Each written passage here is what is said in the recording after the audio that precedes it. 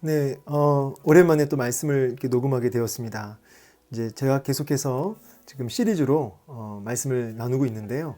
교구 모임 시간에 이제 말씀을 나누는 그 시리즈의 흐름이 다른 게 아니라 구원의 서정이었거든요. 예, 항상 저의 주제는 정말 나는 구원받은 참된 성도가 맞는가라고 하는 주제에 있었습니다. 예, 그래서 내가 진짜 가짜가 아니라 진짜 구원받은 성도가 맞는지를 이제 확인하는 이제 그 부분에 대한 고민이 있었고, 이제 그것을 이제 구원의 서정이라고 하는 신학을 가지고 제가 나의 구원을 점검해 보자, 이런 주제를 가지고 지금 시리즈 설교를 하고 있습니다. 그래서 제가 하나님의 부르심과 그리고 부르심에 이어지는 논리적 순서가 뭐냐면 중생이죠. 그래서 거듭나는 중생이라고 하는 역사는 내가 믿어서 중생이라는 것이 아니라 하나님 먼저 불러주셔야 우리가 거듭나지는 것이고, 거듭나진 인생에게 주어지는 일련의 그 순서들이 이제 바로 이제 믿음이죠. 그래서 회심이라고 해서 이제 믿음과 회개가 나옵니다. 물론 이런 그 일련의 논리적 순서들은 이제 분명히 논리 순서들이 이렇게 나오지만은 굉장히 그 동시다발적으로 이렇게 순간적으로 일어나는 그런 어떤 역사들이기 때문에 이걸 이제 우리가 논리적으로 이해하기 쉽게 만들려고 이러한 순서를 만든 거죠. 근데 이제 분명한 개념은 뭐냐면 내가 믿어서, 내가 내 믿음이 좋아서 거듭나진 게 아니라 전적인 은혜로 우리가 구원받았다. 그래서 저는 믿음으로 구원받는다, 이제 이 말은 사실은 원래 은혜로 부으셔서 나를 구원시키셨다. 그래서 은혜로 구원이고 은혜로 우리가 성화에 이르게 되는 것입니다. 그래서 이 믿음도 은혜로 주어졌기 때문에 그런 거죠. 예, 그래서 이 믿음에 대한 부분을 지금 하고 있습니다. 회개에 대한 이야기를 다루었고, 이 믿음은 믿음의 내용이라는 것이 있는데, 믿음의 내용이 바로 복음이죠. 믿음의 내용, 이 복음. 예, 그래서 이 복음이 뭐냐라고 했을 때는 이제 십자가와 부활이다. 그래서 제가 십자가와 부활 강의를 지금 했고요. 지금 이제 오늘 이제 십자가에 대한 이야기를 이제 오늘 다루고, 이제 다음 시간에 부활에 대한 이야기를 이제 하게 될 것 같습니다. 십자가를 2주 교구 모임 시간에 다루었습니다. 그래서 이 십자가에 대한 이야기가 오늘 이제 시작되는데, 십자가란 무엇이냐? 십자가 하면은 어떤 그 이미지가 떠오르세요라고 제가 성도님들한테 이렇게 물어보면, 성도님들 대부분 거의 어쨌든 제가 물어보신 분들을 100%가 사랑에 대한 이야기를 했습니다. 제가 몇 년 동안 십자가 하면 가장 이렇게 떠오르는 어떤 이미지, 단어, 사랑이 거진 다였어요. 근데 여러분, 이 십자가 하면은 하나님의 사랑의 그 결정체긴 하죠. 우리가 죄인 되었을 때 우리를 위해 죽으신, 십자가에 죽으신 그것을 통해서 하나님의 사랑을 확증해 보이신 사건이 십자가이기 때문에 사랑 맞습니다. 그런데 사랑도 있지만 사실은 하나님의 공의가 나타난 사건이 십자가다. 그래서 어쩌면 저는 순서를 굳이 따지자면 하나님의 공의가 이렇게 진하게 나타났고, 그리고 하나님의 사랑이 이렇게 또 동시에 나타난 사건이다. 오히려 저는 공의를 먼저 이렇게 이야기하고 싶습니다. 하나님의 그 언약을 성취하시고, 그리고 죄인들은 죄값을 받아야 된다고 하는, 죄의 삭은 사망이라고 하는 죄값을 공평하게 공의롭게 치르는 그 역사, 그게 이제 바로 십자가라는 것입니다. 그래서 하나님의 공의로우심과 하나님의 사랑하심, 이 두 가지 속성을 다 충족시킨 사건이 십자가다. 그래서 언약을 성취하시고 죄값을 치르게 하신 그 공의.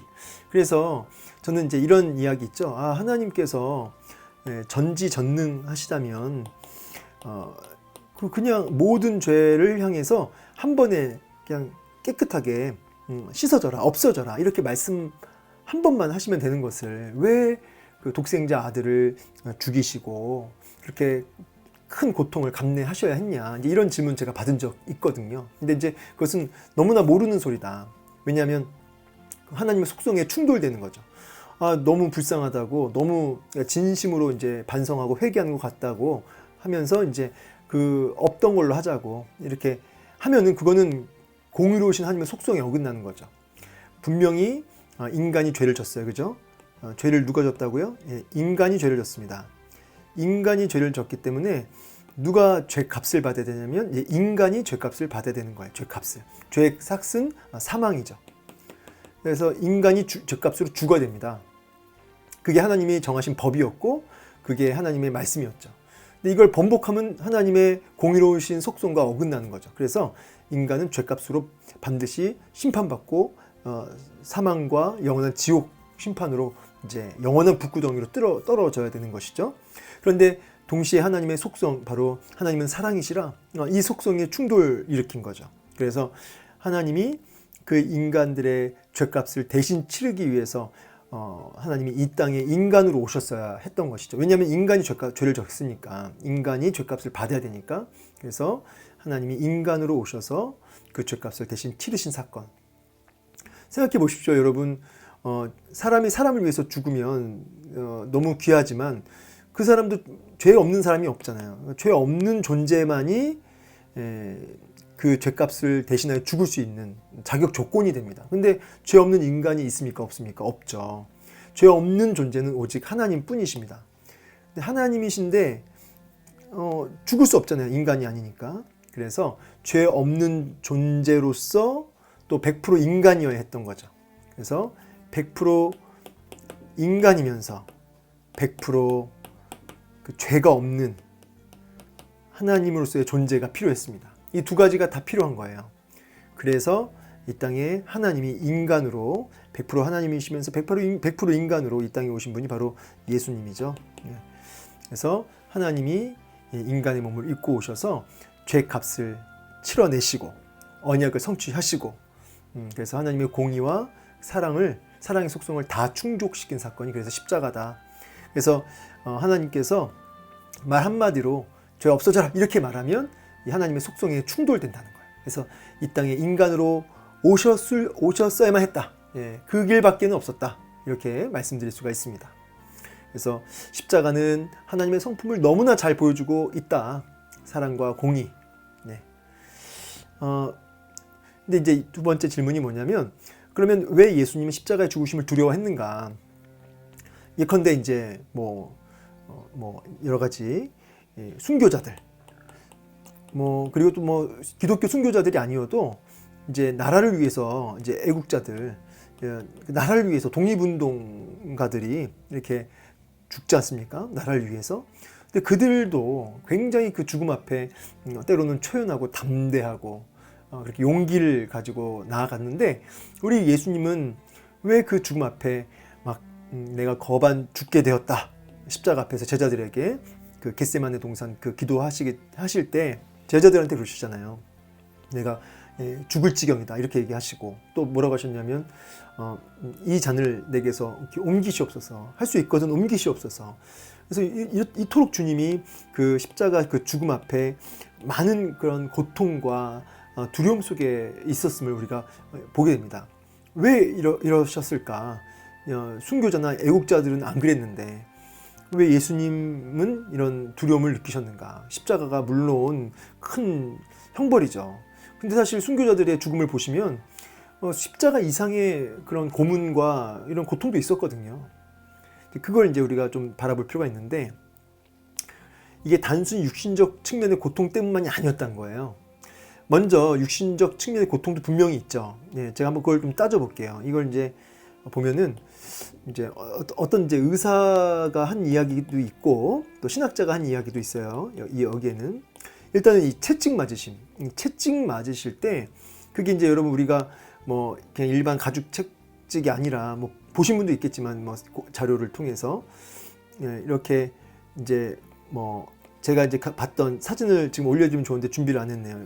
그래서 이제 어쨌든 이렇게 여러 갈래가 몇 갈래가 있어요. 하나의 그 줄에.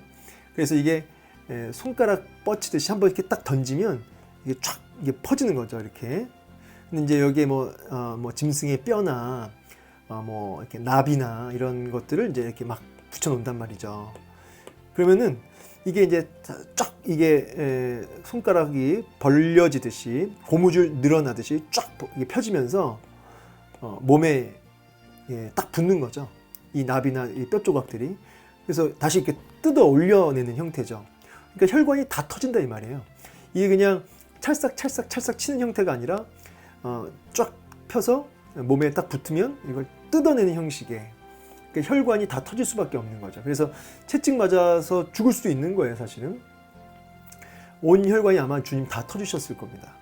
근데 이제 사실은 그 제가 들은 이야기지만 그게 뭐 실제 그렇게 하는지 모르겠어요. 근데 십자가 지기 전에 채찍을 예수님 맞으실 때 때로는 그 죄수들이 이 채찍을 맞을 때 십자가를 지기 전에 채찍을 맞게 된다고 한다면 그 가족들이 돈을 주면서 더 세게 채찍을 쳐 주시라고. 왜냐하면 십자가 형벌은 이보다 훨씬 비교할 수 없는 고통이 따랐기 때문에 그랬다고 합니다. 이제 일단은 이 채찍 맞으셨죠.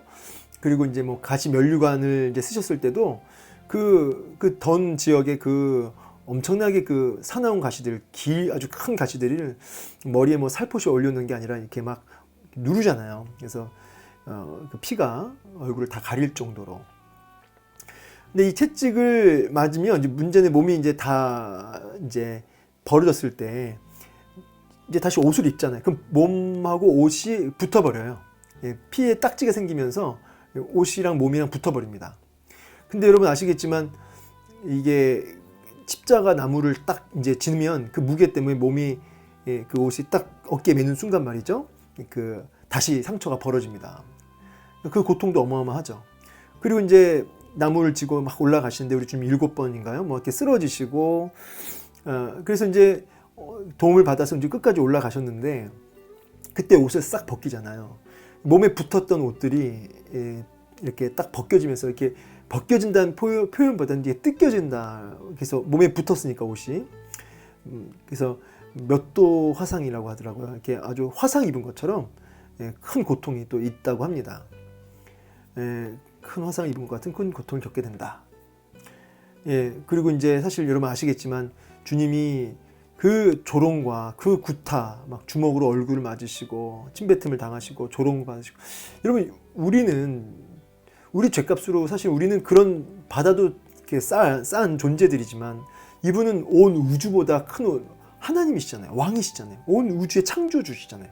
너무 커서 감히 이렇게 가늠이 안 되는 존재시잖아요. 근데 그분이 이런 조롱과 구타와 희롱을 받으시는 거죠. 참 기가 막힌 일이죠. 입을 열지 않으셨죠. 이사야서 53장 말씀에 도살장에 끌려간 어린 양 같이 그 입을 열지 아니하셨던 예수님. 바로 하나님의 공의와 그 사랑을 성취하시기 때문에 위에서 그 십자가를 지시기 위해서 그러신 거죠. 사실 여러분 아시겠지만 겟세마네 기도 이미 잠을 못 주무셨어요.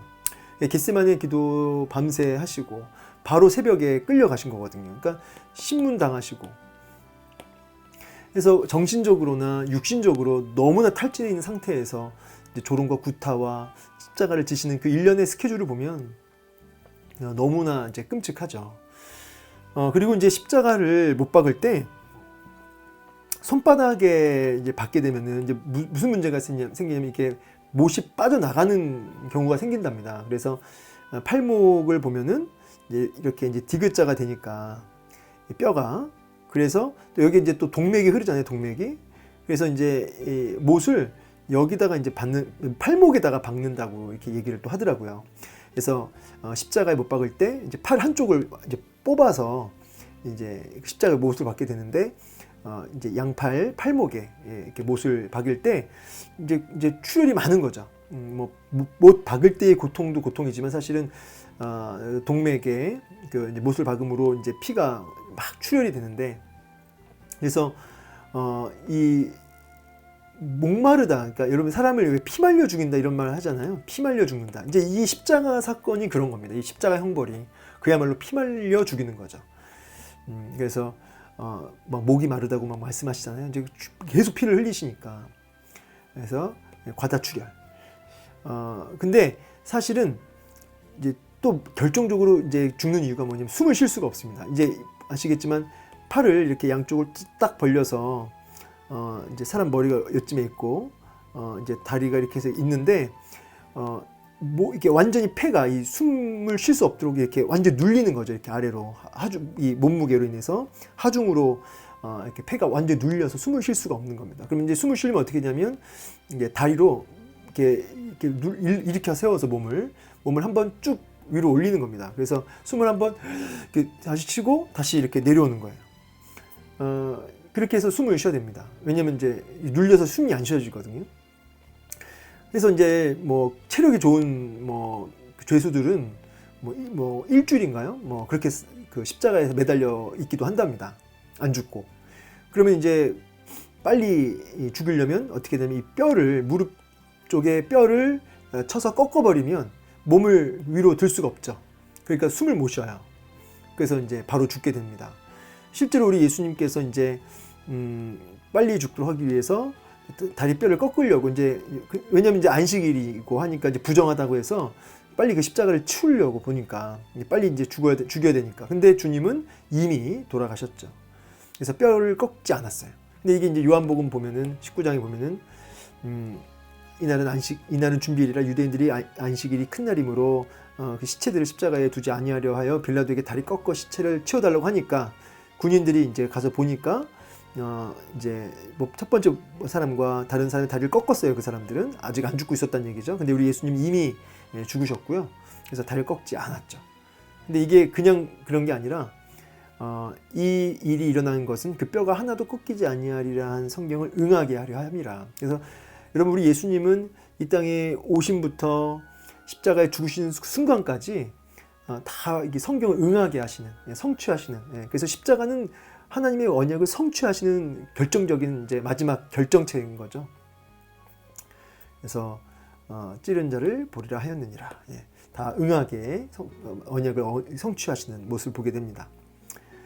자, 그리고 이런 육신적인 예수님의 그 고통과 고난, 우리를 향한 하나님의 사랑을 진하게 보여주고 그 언약 하나님의 공의를 진하게 드러내 보이신 사건이다.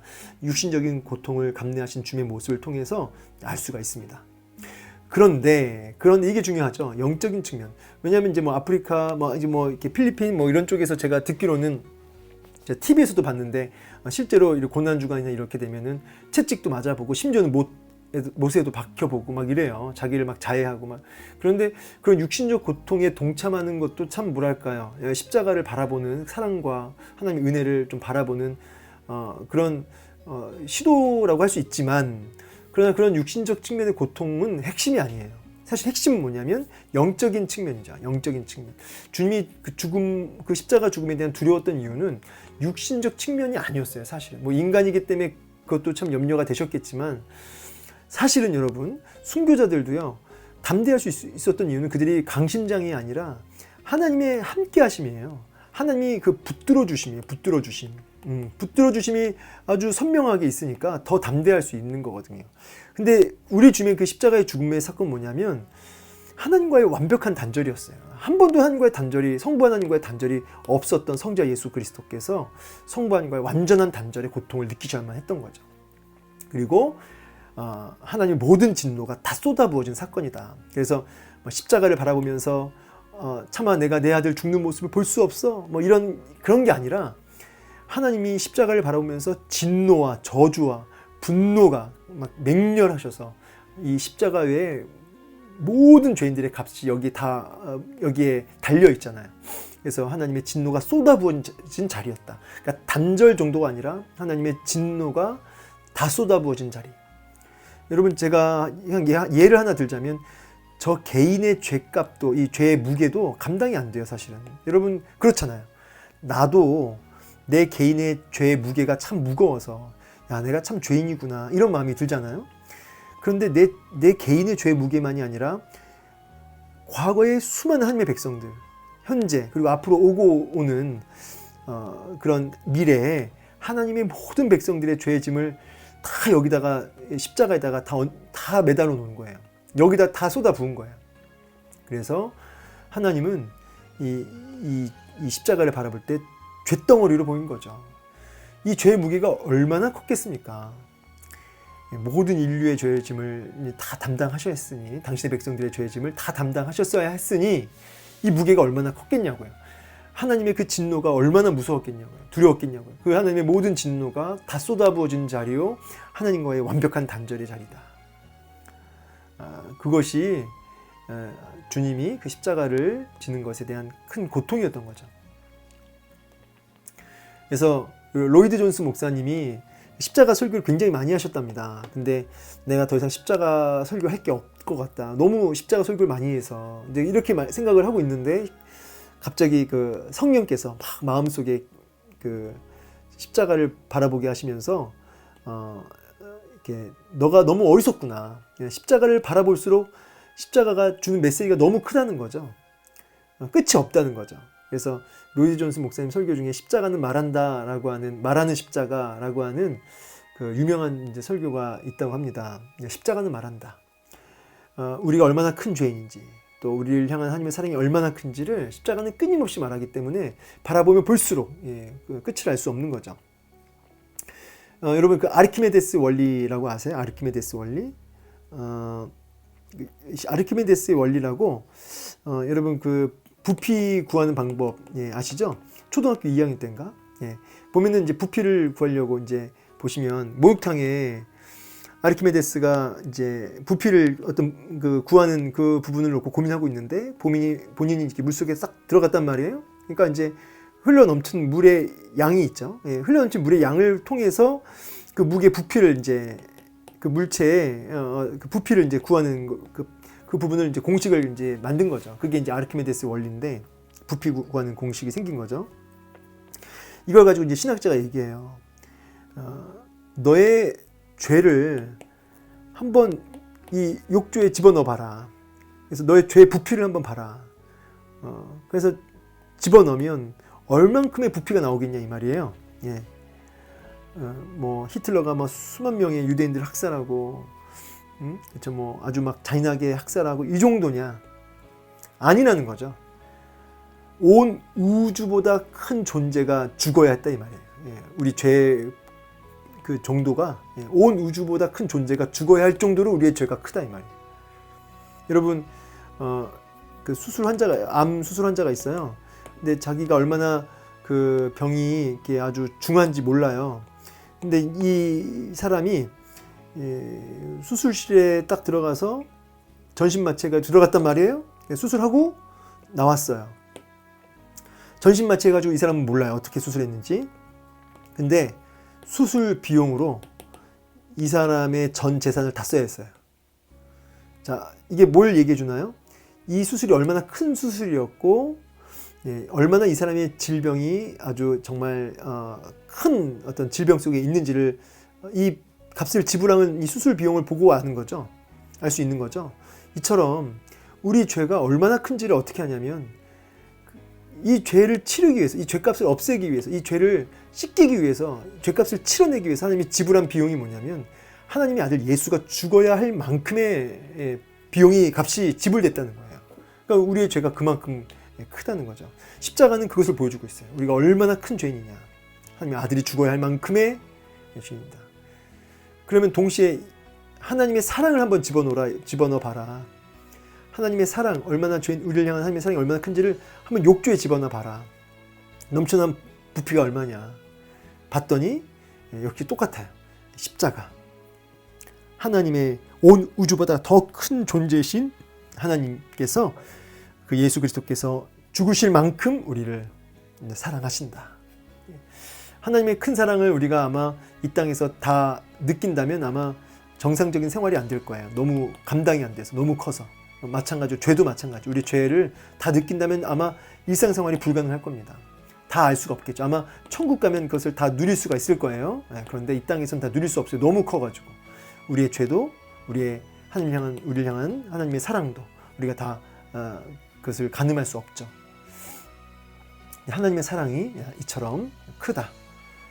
그래서 십자가를 묵상하면 묵상할수록 내가 얼마나 큰 죄인인지 자기를 절망하며, 동시에 하나님의 은혜와 사랑이 얼마나 큰지를 이렇게 기뻐하며 소망하게 된다는 겁니다. 그래서 나온 게 뭐냐면, 이 십자가를 바라보면 볼수록 자기 절망과 십자가를 향한 전적인 의지와 소망함이 이제 막 넘치면서 나오는 게 이제 자기 부인이죠. 십자가를 바라보면 바라볼수록 이 두 가지 개념이 우리 마음속에 아주 분명하고 강렬하게 일어나는 것입니다. 그러면서 자기 부인이 생겨나는 거죠. 전적인 은혜를 고백하게 되는 거죠. 그래서 여러분 십자가를 바라보라. 이게 사실은 굉장히 핵심이에요. 그래서 끊임없이 십자가를 바라봐야 됩니다. 십자가를 바라볼 때 필요한 건 뭐냐면 먼저 시선을 떼어야 해요. 내가 십자가 아닌 이 땅의 다른 것에 무슨 먹을까 마실까 입을까 이 땅의 것에 시선을 떼면서 동시에 우리의 시선을 십자가를 향해 날마다 순간마다 십자가를 향해 우리의 시선을 돌려야 되는 거죠. 십자가를 향해 우리의 시선을 돌린다는 것은, 십자가를 바라본다는 것은 여러분 막연하게 생각할 게 아닙니다. 여러분 우리가 예를 들어서 이제 만약에 이제 핸드폰이 있으면은 여러분 핸드폰을 바라봐라. 그러면 이 바라본다는 게 그냥 육신의 눈을 가지고 그냥 핸드폰을 딱 보라는 게 아니에요. 성경에서 말하는 바라보라의 의미는 핸드폰이구나 하면서 육신의 눈으로 그 물건을 쳐다보는 게 아니고요. 이런 거죠. 자, 핸드폰 하면은 이 안에 있는 여러 기능들이 있죠. 뭐 사진 기능, 뭐 문자 보내는 기능, 뭐 요즘에는 뭐 인터넷 기능, 그리고 이제 그 핸드폰의 어떤 디자인, 어떤 가치, 이런 여러 가지 핸드폰이 갖고 있는 그런 어떤 속성들이 있잖아요. 그런 능력들, 그런 것들을 바라보라는 거예요. 그러니까 이런 그 안에 있는 것들, 이런 기능과 능력과 이런 것들을 보라는 거죠.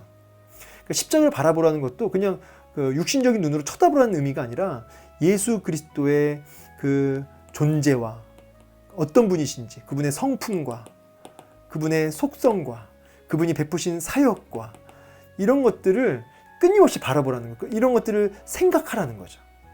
그것이 바라본다는 거예요. 십자가를 그렇게 바라볼 때 우리가 내가 얼마나 큰 죄인인지, 하나님의 사랑이 얼마나 큰지를 깨달아 알게 되고, 나아가 우리 삶 속에 그 십자가의 능력을 실제적으로 경험할 수 있게 된다. 이거예요. 그래서 묵상한다를 바라본다라고 얘기할 수 있고, 그래서 우리가 다른 의무보다 중요한 의무가 바로 이 바라봄이다. 그러니까 뭐 예를 들어서 우리가 주일 성수의 의무, 헌금의 11조의 의무, 이 의무보다 더 중요한 게 뭐냐면 바로 십자가를 바라보는 의무다. 이렇게 말씀드릴 수가 있다는 거죠. 그래서 제가 십자가의 의미 두 번째 강의하면서 십자가의 능력을 어떻게 경험하고 체험하느냐, 십자가 하면 이제 이사야서 53장 이 말씀이니까. 근데 이제 특히 5절 말씀 보면, 그가 찔림은 우리의 허물 때문이요, 그가 상함은 우리의 죄악 때문이라, 그가 징계를 받음으로 우리는 평화를 누리고 그가 채찍에 맞음으로 우리는 나음을 받았도다, 이렇게 말씀하십니다.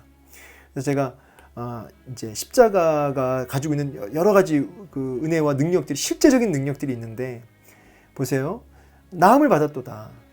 그러니까 여러분 그 십자가 안에는 라파가 있어요. 치료가 있습니다. 이것이 우리의 영혼을 치유하고 우리의 육신을 치유하고 우리의 전 인격을 치유하죠. 나음을 받다. 그래서 십자가는 고난을 뚫고 나가게 하며, 십자가는 우리를 치유하는 능력이 있는 거죠. 그래서 십자가를 바라볼수록 우리는 치유의 역사를 경험할 수 있는 겁니다. 실제적인 우리 삶 속에 여러 영육 간의 실제적인 능력을 경험하게 됩니다. 그리고 이 나음이라고 하는 것은 누구에게 주어지냐면 바로 이 샬롬, 이 평화를 누리는 인생에게 이 사실은 나음을 경험하게 되는 그런 은혜를 입게 되죠. 이 샬롬 뭡니까? 평강이죠. 평화. 하나님과 나 사이의 평화죠. 하나님과 나 사이의 평화.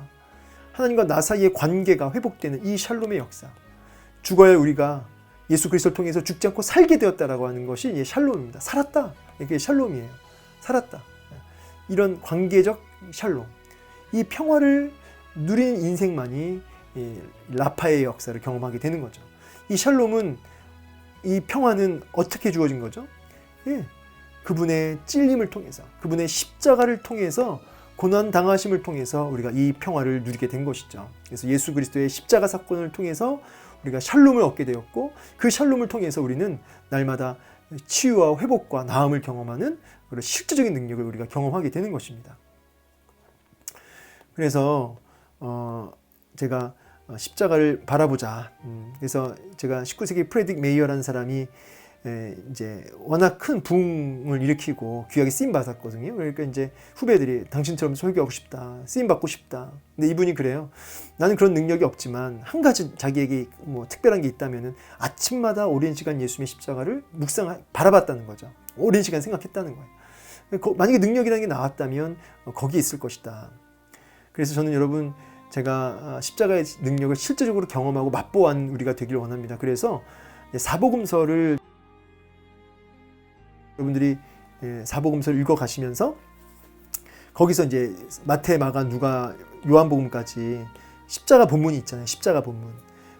고난 받으시면서 그 부분을 아침에 일어나서 좀 조금씩이라도 뭐 많이 안 읽더라도 조금씩이라도 읽고 짧으면 10분, 길면 30분간 그 십자가에 대한 감사의 고백만으로 한번 꽉 채워보세요. 뭐 이거 주세요, 저거 주세요, 그건 좀 이따 하고, 좀 사복음서 딱 우리 통독하는 범위가 있지만 그 범위와 별개로 짧게라도 사복음서 꾸준히 계속 반복해서 사복음서의 그 십자가의 주님을 좀 읽어가면서 뭐 그냥 막 읽혀가는 대로, 뭐 범위를 정했으면 정해진 대로 해가지고 읽고 정말 30분, 10분이라도 그 십자가만을 바라보면서 감사의 고백만으로 한번 매일같이 그 십자가를 바라보는 시간을 한번 가져보셨으면 좋겠어요. 그때 어떤 십자가의 실제적인 능력을 맛보고 경험하는 은혜를 경험하시게 될 겁니다. 왜냐하면 저도 해봤거든요. 저도 십자가에 대한 감사의 고백으로 바라보는 시간을 저도 가져봤는데 참 특별한 은혜를 경험했었습니다. 여러분에게 도전드리고요. 이 십자가를 통해서 십자가의 그 사랑과 또 우리 향한 하나님의 그 사랑과 또 하나님의 그 공의와 그 은혜를 좀 맛보아할 수 있기를 주의 이름으로 축원합니다. 그래서 여러분, 이 십자가가 나무가 사실 저주를 상징했지만 예수 그리스도를 통해서 이제 이 십자가가 능력이 됐죠. 우리에게 구원을 주신 하나님의 능력이 됐어요. 이 십자가의 능력을 이론이 아니라 관념이 아니라 실제적인 삶의 현장의 능력으로 십자가의 삶을 살아내는 능력이 나타나는, 맛보아하는 우리 모두가 되기를 주의 이름으로 축복합니다. 감사합니다.